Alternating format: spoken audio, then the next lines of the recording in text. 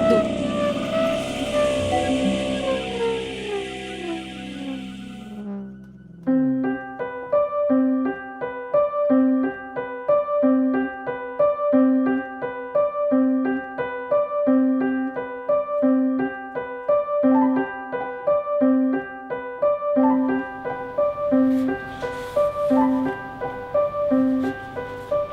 Ricardo Osier-Lafontaine vit et travaille à la Martinique.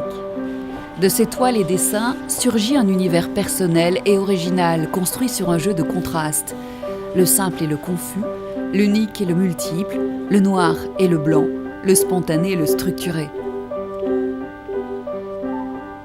Au premier regard, c'est un enchevêtrement, un foisonnement labyrinthique, un engrenage de formes anthropozoomorphes, comme un écho à l'ouvrage d'un tapissier dont l'espace de création doit être recouvert et colonisé en totalité. C'est une écriture intérieure, une écriture automatique, une transe graphique, vécue à la fois comme une méditation et une aventure. La toile travaillée à plat, sur des tréteaux, est déroulée au rythme de sa réalisation. Ni haut, ni bas, ni centre, la toile peut s'appréhender indifféremment, dans un sens ou dans un autre. C'est une peinture cathartique, obsessionnelle, libératrice, une photographie de l'intériorité de l'artiste, une représentation de mon âme, confie-t-il.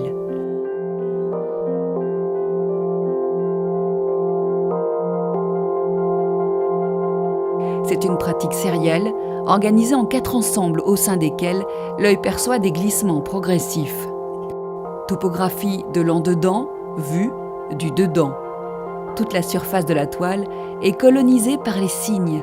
Des formes blanches sur fond noir dominent. C'est la concentration des éléments graphiques qui crée les nuances de gris et les effets de profondeur.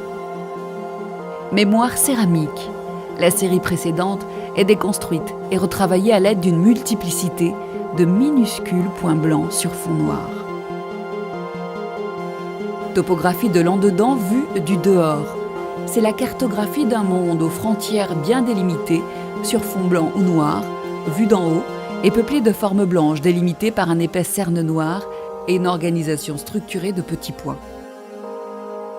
Les zigidis, les formes, prises dans des tracés méticuleux, tourbillonnants, s'enlibèrent, s'individualisent et s'affirment, jusqu'à atteindre parfois la taille humaine. Le noir et le blanc se conjuguent dans des dégradés de gris.